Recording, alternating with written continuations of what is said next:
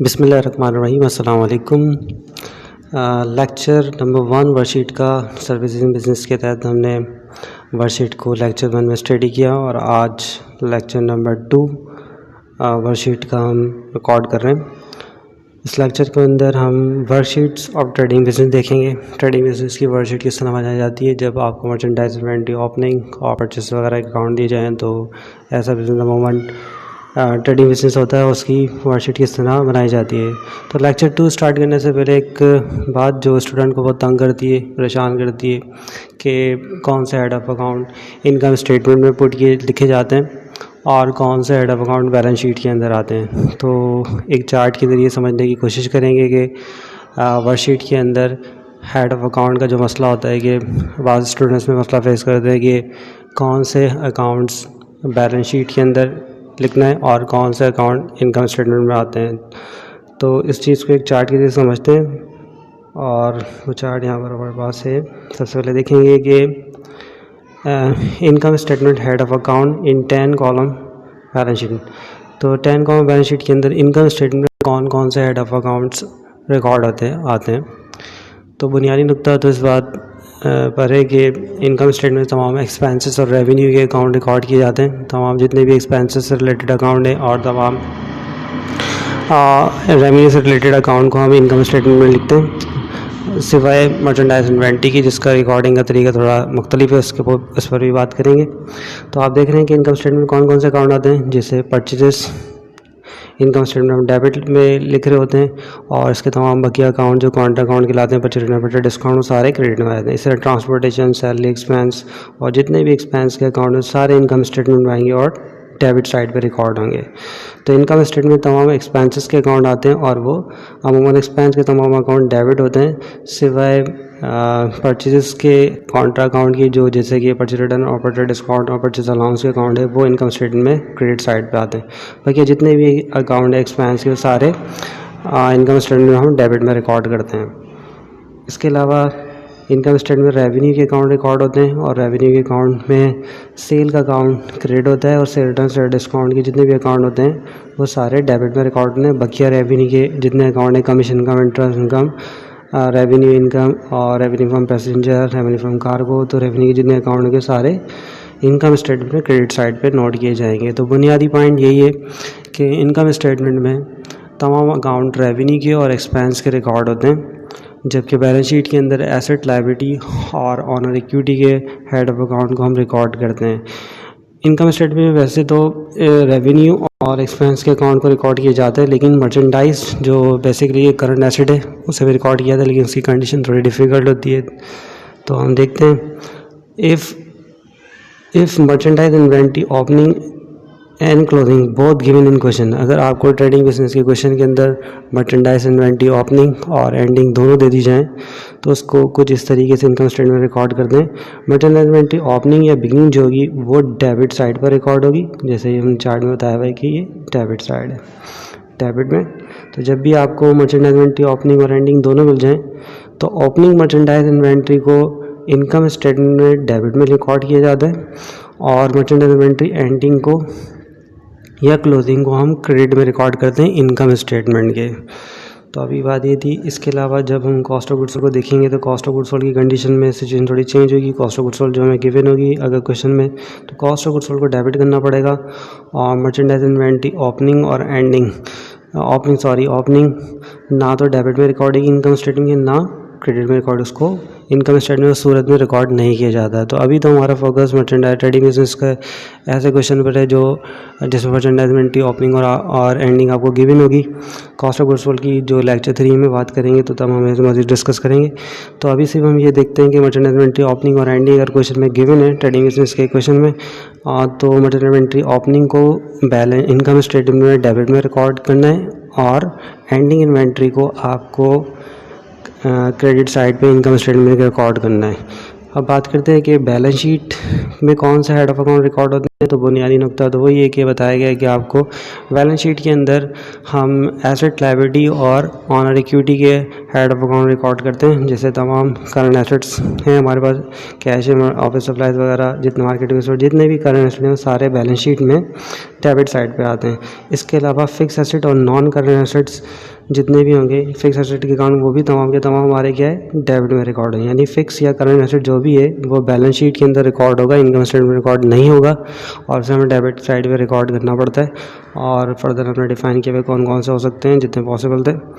इसके अलावा उसके जो कॉन्ट्रा एसेट अकाउंट होते हैं, जैसे allowances for depreciation, allowances for bad debt, वो भी बैलेंस शीट से रिलेटेड अकाउंट होते हैं और उन्हें बैलेंस शीट की क्रेडिट साइड पर रिकॉर्ड किया जाता है। अलाउंसेस फॉर डेप्रिसिएशन को आपको क्रेडिट में रिकॉर्ड करना है बैलेंस शीट के, अलाउंसेस फॉर बैड डेट को क्रेडिट में भी रिकॉर्ड किया जा सकता है, और अगर बैलेंस डेबिट में है तो डेबिट में भी रिकॉर्ड हो सकता है। ये बैलेंस पर डिपेंड करेगा कि क्वेश्चन में अगर अलाउंस फॉर डेप्रिसिएशन का प्रीवियस बैलेंस डेबिट आ रहा है या क्रेडिट आ रहा है। अगर डेबिट है तो डेबिट में रिकॉर्ड होगा बैलेंस शीट में, अगर क्रेडिट में होगा तो क्रेडिट साइड के ऊपर रिकॉर्ड किया जाएगा।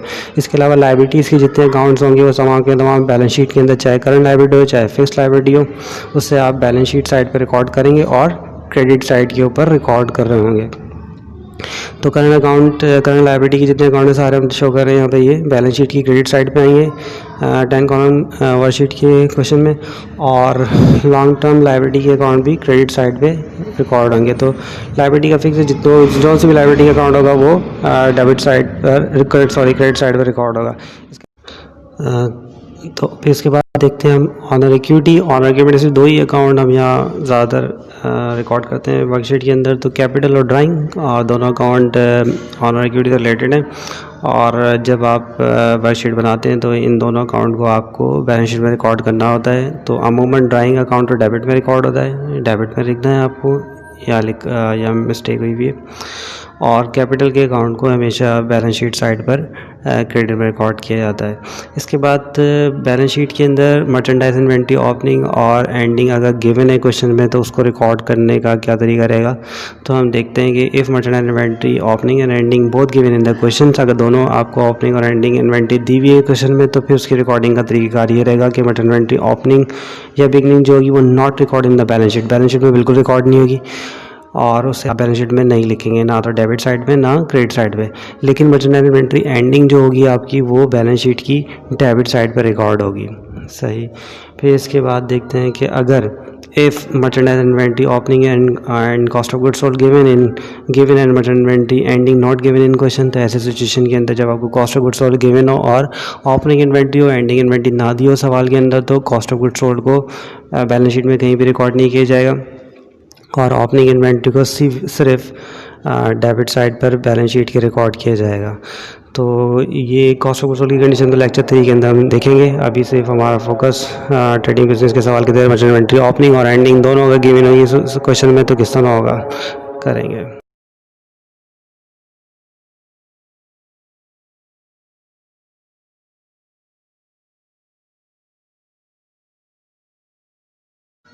तो जी अब एक एग्जाम्पल क्वेश्चन के जरिए हम ट्रेडिंग बिजनेस की वर्कशीट बनाकर देखेंगे। और ये questions 1996 UK university of Karachi B compartment के पेपर से सिलेक्टेड है। तो वर्कशीट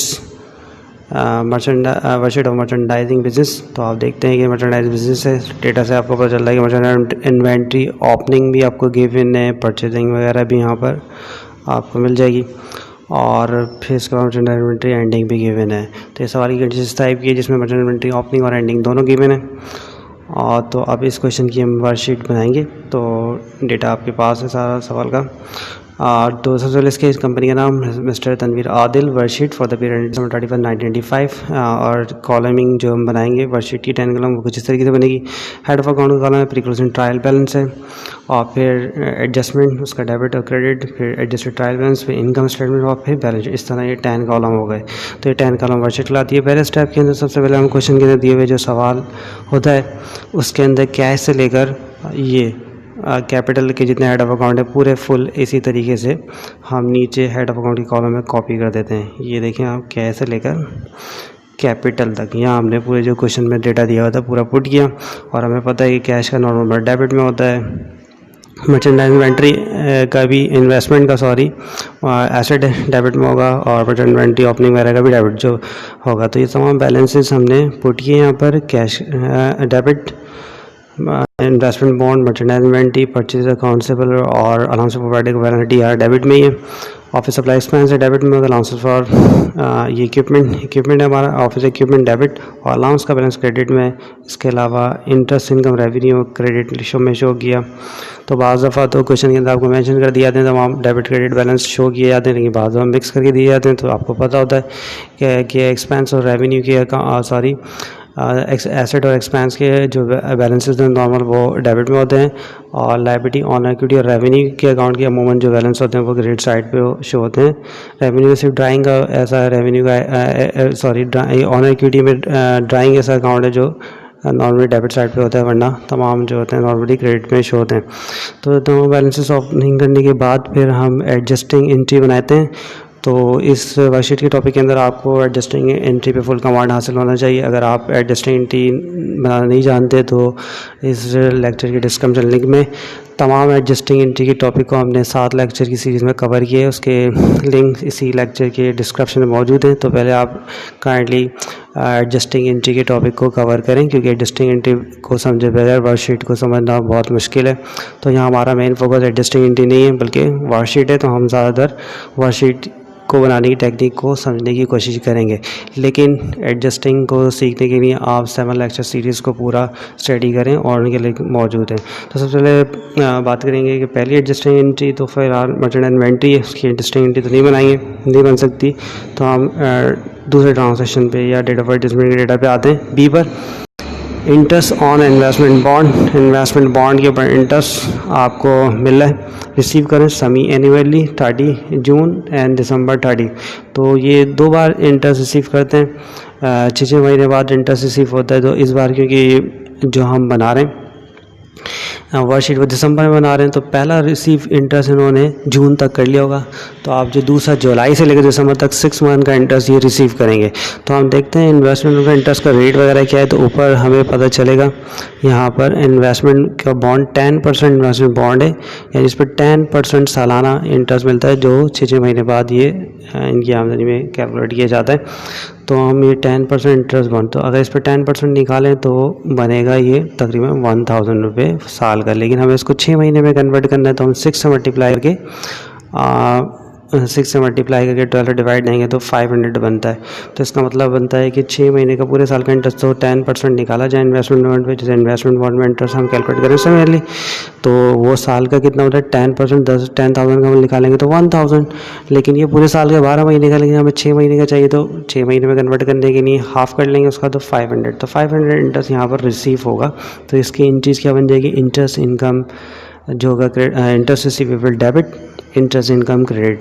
तो हम यहाँ देखते हैं जो अकाउंट पहले से बना हुआ होता है वो दोबारा नहीं बनाना पड़ता। तो इंटरेस्ट इनकम का अकाउंट यहाँ पहले से बना हुआ है, हमें सिर्फ जो रिकॉर्डिंग में बनाना पड़ेगा वो इंटरेस्ट रिसीवेबल का अकाउंट बनाते हैं। हम यहाँ पर बना रहे हैं इंटरेस्ट रिसीवेबल डेबिट 500 रुपये से, और इंटरेस्ट इनकम का अकाउंट जो पहले से बना हुआ है उसके आगे ही उसके पैसे लिख दिए जाएंगे, इंटरेस्ट इनकम क्रेडिट 500। तो ये पहले एंट्री बन गई, interest receivable debit, interest income credit 500 रुपये से।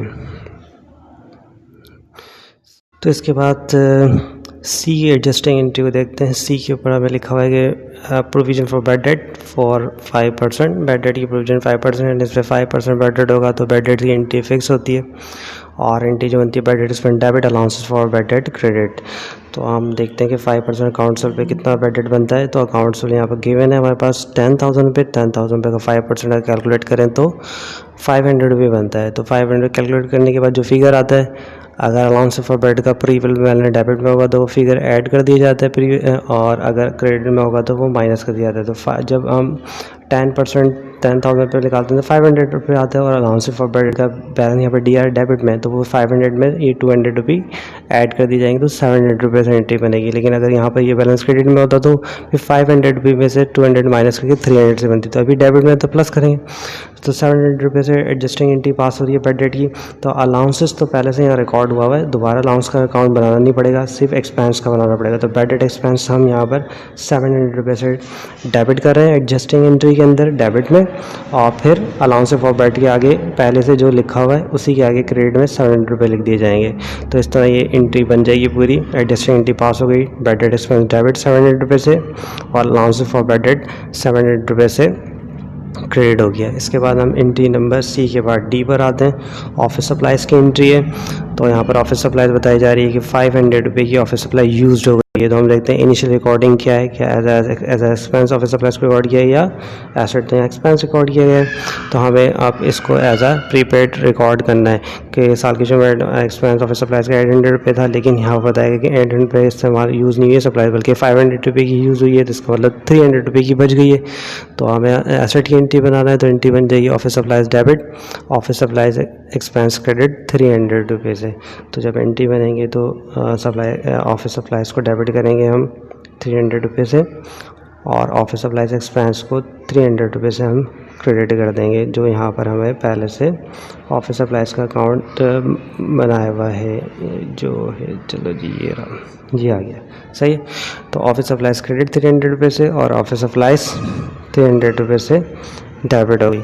तो ये चौथी एंट्री हमने बनाई। फिर उसके बाद हम आते हैं डी के बाद डेप्रिसिएशन की एंट्री। यही पे depreciation for the year on return down value, return down value पे डेप्रिसिएशन निकालना है आपको जी 20%। तो 20% डेप्रिसिएशन रिटर्न डाउन वैल्यू का मतलब बुक वैल्यू होती है। कॉस्ट में से प्रीवियस ईयर का डेप्रिसिएशन माइनस करते हैं, जो वैल्यू आती है उसमें बुक वैल्यू या रिटर्न डाउन वैल्यू कहते हैं, उस पर 10% निकालना पड़ेगा।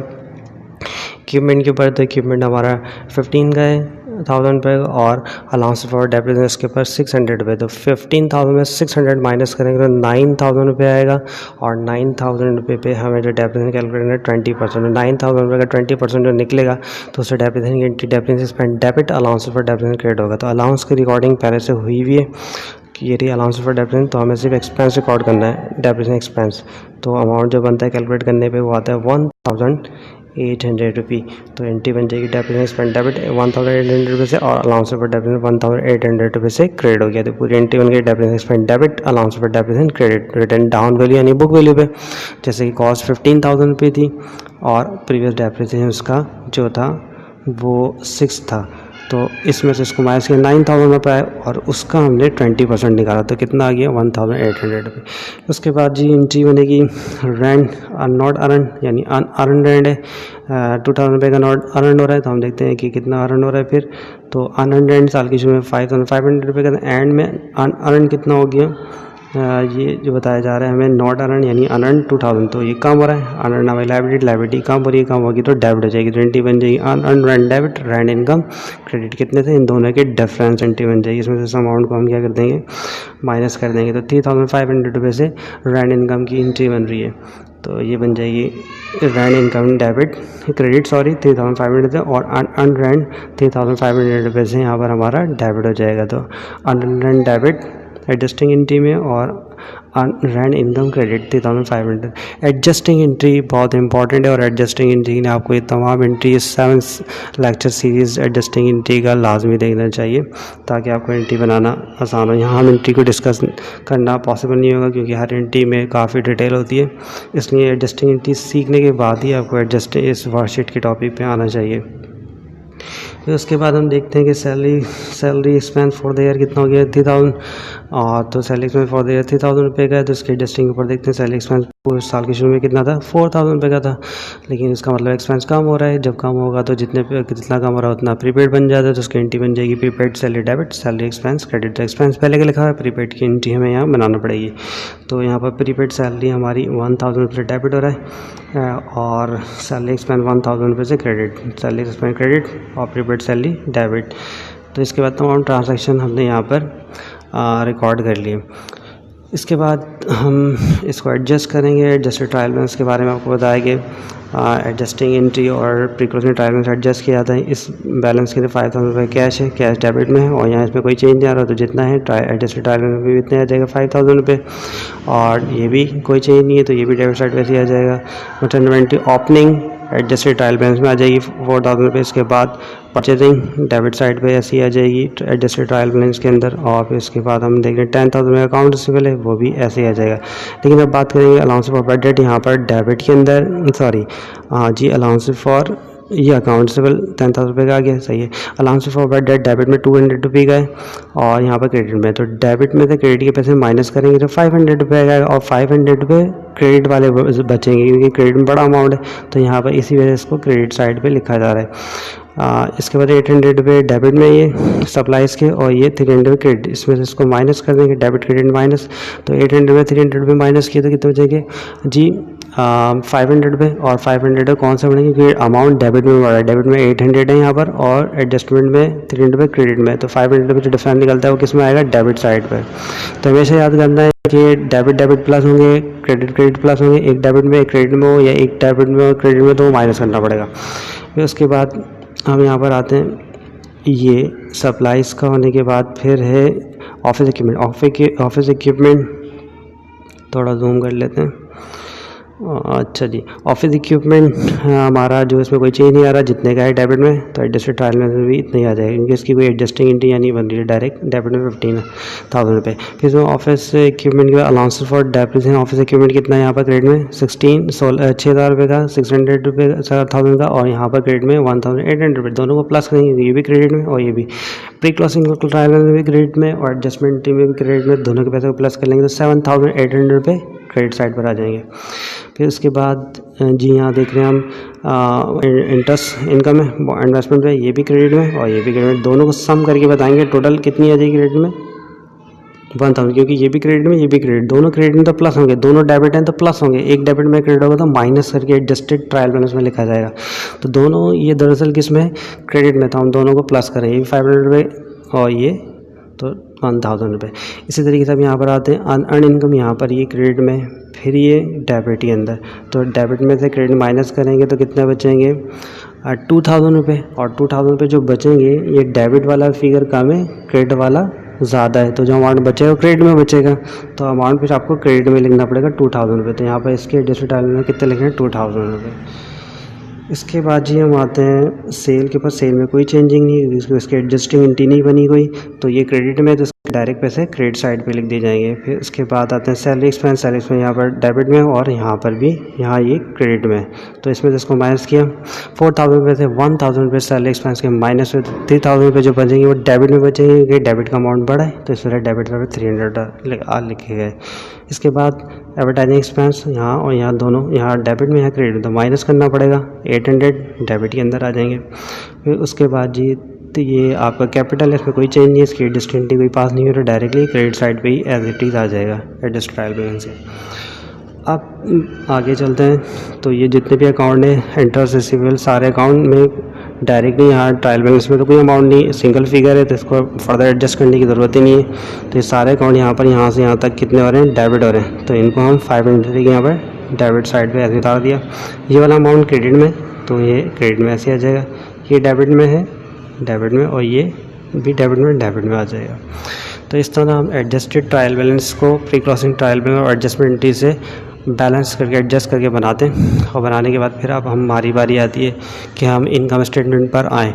तो इनकम स्टेटमेंट के अंदर हमें पहले बताया कौन कौन से अकाउंट आते हैं, सारे एक्सपेंसेस के अकाउंट आते हैं। तो आप देखें सारे, सबसे पहले कैश है, कैश तो कैश जो हमारा एसेट है वो हमारा बैलेंस शीट के अंदर आएगा, कैश हमारा एसेट है तो सब एसेट में 500 ऐसे लिख रहे हैं। फिर इन्वेस्टमेंट बोर्ड, ये भी एसेट है बैलेंस में डेबिट साइड पे। फिर उसके बाद जी ये क्या है, मर्चेंट इन्वेंट्री ओपनिंग है, मर्चेंडाइज इन्वेंट्री जो हमारी ये है ओपनिंग है, और ओपनिंग इन्वेंट्री को अगर ओपनिंग एंडिंग दोनों, तो ओपनिंग इन्वेंट्री को इनकम स्टेटमेंट में हम कौन सा साइड पे शो करते हैं, डेबिट साइड पे हमने शो कर दिया। फिर उसके बाद जी ये पर हमारे पास आ गया परचेज भी एक्सपेंस का अकाउंट है तो वो भी इनकम स्टेटमेंट डेबिट में आ जाएगा। फिर उसके बाद 10,000 रुपये के रिसीवेबल, ये एसेट है, ये बैलेंस शीट में एसेट साइड पे डेबिट में आ जाएगा। 500 रुपये का जो अकाउंट है वो हमारा अलाउंसेस का अकाउंट है, कॉन्ट्रा अकाउंट है एसेट का, तो ये भी हमारा बैलेंस शीट में क्रेडिट साइड पर आ जाएगा, क्योंकि यहाँ पर ये क्रेडिट हो रहा है। अच्छा जी, फिर उसके बाद ये 500 रुपये जो है ये सप्लाईज एक्सपेंस का अकाउंट है, डेबिट हो रहा है तो इनकम स्टेटमेंट में आएगा डेबिट में। और फिर ये ऑफिस सप्लाईज के बाद ऑफिस इक्विपमेंट एसेट है यहाँ डेबिट हो रहा है एडजस्टेड टाइम में, तो बैलेंस शीट के अंदर जाएगा, तो यहाँ पर भी ये डेबिट के अंदर लिखा जाएगा। फिर उसके बाद जी ये जो हमारा अकाउंट आ रहा है ये है ऑफिस इक्विपमेंट पे अलाउंसेस का, अलाउंस का अकाउंट भी बैलेंस शीट में लिखा जाएगा क्रेडिट साइड पे आ जाएगा। और फिर उसके बाद ये 1,000 रुपये इन्वेस्टमेंट इनकम है, रेवेन्यू का अकाउंट है, ये इनकम स्टेटमेंट में क्रेडिट साइड पर। और फिर ये भी जो है तो ये 2,000 रुपीज़ अनअर्नड का अकाउंट जो है हमारा जी लाइबिलिटी है, और लाइबिलिटी जो होती है वो हमारी बैलेंस शीट में क्रेडिट साइड पे जाएगी, तो ये अर्न इनकम जो है हमारी लाइबिलिटी, उसको ये हम क्रेडिट साइड पे बैलेंस शीट के रिकॉर्ड कर देते हैं। उसके बाद आते हैं अनअर्न के बाद फिर टाइटल हमारे पास जो आ रहा है डिस्ट्रिक्ट ट्रायल बैलेंस के 35,000 और ये 35,000 रुपये जो हैं ये सेल के हैं। तो सेल के क्रेडिट हो रही है और सेल का ताल्लुक रेवेन्यू से, तो रेवेन्यू के तमाम अकाउंट जैसा कि इनकम स्टेटमेंट में आ रहे हैं, तो इसको भी हम इनकम स्टेटमेंट में यहाँ पर एडजस्टेड ट्रायल बैलेंस में क्रेडिट में, तो यहाँ पर भी क्रेडिट नोट हो जाएगा। उसके बाद एडजस्टेड ट्रायल बैलेंस के अंदर दूसरा अमाउंट 35 के बाद डेबिट साइड का पर है और ये 3,000 रुपये का अमाउंट है सैलरी एक्सपेंस का है। एडजस्ट होने के बाद सैलरी एक्सपेंस का ताल्लुक एक्सपेंस है, तो ये इनकम स्टेटमेंट में डेबिट साइड पर आ जाएगा। ये 800 रुपये जो है हमारे एडवर्टाइजिंग एक्सपेंस के हैं, तो ये भी इनकम स्टेटमेंट डेबिट साइड पर एक्सपेंसेस और रेवेन्यू सारे इनकम स्टेटमेंट में। फिर 23,000 रुपये इंटरेस्ट रिसीवेबल के हैं और रिसीवेबल हमारा एसेट होता है, ये इंटरेस्ट रिसीवेबल नहीं, ये हमारा 23,000 रुपये कैपिटल है, कैपिटल। तो कैपिटल यहाँ पर क्रेडिट हो रहा है, कैपिटल का ताल्लुक भी बैलेंस शीट से, तो इसे हम बैलेंस शीट में क्रेडिट साइड में नोट करेंगे। इसके बाद ये इंटरेस्ट रिसीवेबल डेबिट में और ये एसेट है, एसेट का अकाउंट है, करंट एसेट है, तो इसको बैलेंस शीट में दिखाएंगे डेबिट साइड पर। ये 700 रुपये जो है ये बैड डेट एक्सपेंस के, तो एक्सपेंस है, ये इनकम स्टेटमेंट में आएगा और डेबिट में आ जाएगा 700। उसके बाद ये सप्लाईज है, सप्लाईज हमारा एसेट होता है, तो ये डेबिट में है, तो बैलेंस शीट में जाएगा डेबिट साइड के ऊपर। उसके बाद ये 1,800 डेप्रिसिएशन एक्सपेंस का ताल्लुक इनकम स्टेटमेंट, तो इनकम स्टेटमेंट में इसको डेबिट साइड पर नोट किया। और ये 35,000 रुपये ये हमारे हैं प्रीपेड के, प्रीपेड के नहीं बल्कि रैंड इनकम के 3,500 रुपये, तो ये रेवेन्यू है, रेवेन्यू का ताल्लुक इनकम स्टेटमेंट और ये क्रेडिट साइड की, क्योंकि यहाँ ये क्रेडिट में है तो यहाँ भी क्रेडिट में नोट होगा, रिकॉर्ड हो जाएगा। फिर उसके बाद ये 1,000 रुपये का हमारे पास प्रीपेड है, ये प्रीपेड सैलरी है, प्रीपेड सैलरी 1,000 रुपये और इसके बाद ये प्रीपेड एडवर्टाइजिंग, दोनों प्रीपेड हैं और ये करंट एसेट होते हैं, तो एसेट सारे बैलेंस शीट में, तो यहाँ पर ये डेबिट होते हैं, यहाँ पर भी डेबिट में रिकॉर्ड हो जाएंगे। और आखिरी हमारे मर्चेंडाइज इन्वेंट्री एंडिंग है, तो हमें पता है कि एंडिंग इन्वेंट्री जब भी आएगी ओपनिंग और एंडिंग दोनों आ जाए, जैसे यहाँ पर ये ओपनिंग भी थी और एंडिंग में थी, तो जब दोनों इन्वेंट्रीज आपको गिवन हो, डेटा फॉर एडजस्टमेंट में आपको एंडिंग इन्वेंट्री यहाँ गिवन थी, तो ये डायरेक्टली लास्ट के अंदर हम रिकॉर्ड कर देते हैं। मर्चेंट इन्वेंट्री एंडिंग 10,000 रुपये की है, तो ये हमने यहाँ से ली और इसको दो जगह रिकॉर्ड किया था। एंडिंग इन्वेंट्री को डायरेक्ट लिखने के बाद इनकम स्टेटमेंट में क्रेडिट में नोट कर दिया जाता है और बैलेंस शीट में इसे डेबिट में रिकॉर्ड कर दिया जाता है। तो ये बहुत इंपॉर्टेंट पॉइंट है कि मर्चेंट इन्वेंट्री ओपनिंग और एंडिंग होती है, तो उसको किस तरह रिकॉर्ड करते हैं। तो जब ओपनिंग होगी तो ओपनिंग इन्वेंट्री के साथ एंडिंग इन्वेंट्री भी दे दी जाए, यानी ओपनिंग इन्वेंट्री ट्रायल बैलेंस में हो और ending inventory data for adjustment में हो। तो ओपनिंग इन्वेंट्री पे 3 जगह रिकॉर्ड होती है, ट्रायल बैलेंस के अंदर ये 4,000 पे, फिर ये एडजस्टेड ट्रायल बैलेंस में आती है डेबिट में ही, और फिर ये इनकम स्टेटमेंट में आती है, यानी 3 जगह रिकॉर्ड हो जाती है। जब मर्चेंट इन्वेंट्री ओपनिंग और एंडिंग हो तो ओपनिंग इन्वेंट्री ट्रायल बैलेंस में आएगी, फिर एडजस्टेड ट्रायल बैलेंस में आएगी और फिर इनकम स्टेटमेंट में डेबिट में, और तीनों जगह डेबिट में रिकॉर्ड होने के बाद आगे कहीं यूज़ नहीं होगी। लेकिन और एंडिंग इन्वेंट्री होगी तो वो एंडिंग इन्वेंट्री 2 जगह रिकॉर्ड होगी, सिर्फ एक इनकम स्टेटमेंट में क्रेडिट साइड पे और बैलेंस शीट में डेबिट साइड पे।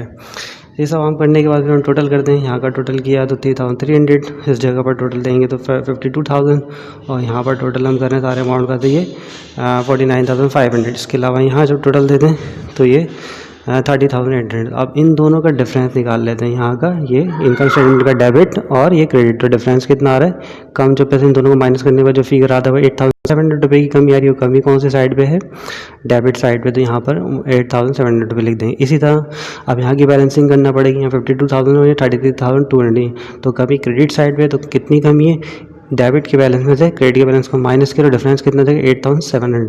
तो चेकिंग पॉइंट ये है कि दोनों साइडों का बैलेंस बराबर आना चाहिए।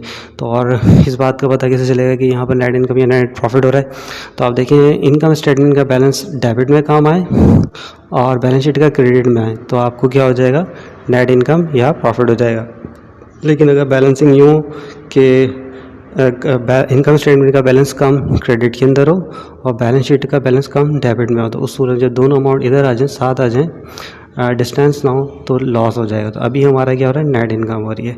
इस तरह बाकी तमाम कॉलम्स तो हमने लिख दिया। ये नेट इनकम हमारी 18,700 रुपये हो गई है। टोटल कर लेते हैं बराबर, तो ये हो जाएगा हमारा 52,000, यहाँ पर 52,000, यहाँ पर 49,500 और इन दोनों अमाउंट को मिलाकर टोटल 49,500 और यहाँ के टोटल भी कर रहे हैं तो 72,800, यहाँ का टोटल 72,800 और यहाँ का एडजस्टमेंट एंट्री का टोटल 8,000 और ये ट्रायल बैलेंस का टोटल 70 और 70,000 रुपये। तो मर्चेंट इन्वेंटरी ओपनिंग और एंडिंग जब गिवन होती है ट्रेडिंग बिजनेस में तो मेन पॉइंट जो आप है वो मर्चेंट इन्वेंटरी एंडिंग से रिलेटेड होता है। उसको एक बार फिर हम रिव्यू करते हैं जो जहन में रहे आप लोगों के। तो वो पॉइंट जो है वो सिंपल ध्यान में रखना है कि जब आपको merchandise if merchandise inventory opening and closing both given in question तो करना क्या होता है, ओपनिंग इन्वेंट्री प्रीकॉशन ट्रायल में डेबिट होगी, एडजस्टमेंट में कहीं नहीं आएगी, एडजस्टेड ट्रायल बैलेंस के अंदर डेबिट होगी और इनकम स्टेटमेंट में डेबिट होगी, यानी 3 जगह रिकॉर्ड होगी।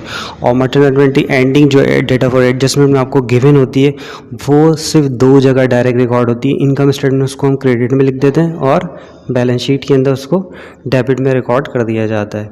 तो जैसे कि अभी इस क्वेश्चन में भी हमने ऐसे ही किया। इसके अलावा देख लेते हैं तो एक बार यही कॉन्सेप्ट दोहराते हैं।